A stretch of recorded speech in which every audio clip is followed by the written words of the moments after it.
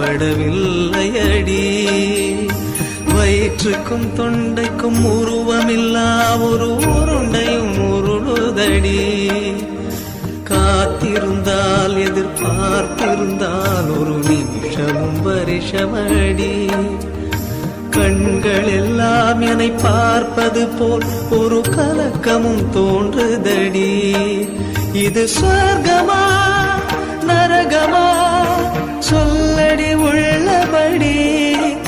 நான் வாழ்வதும் பிழை கொண்டு போவதும் உன் வார்த்தையில் உள்ளதடி. என்னவளே அடி என்னவளே எந்த இதயத்தை தொலைத்து விட்டே.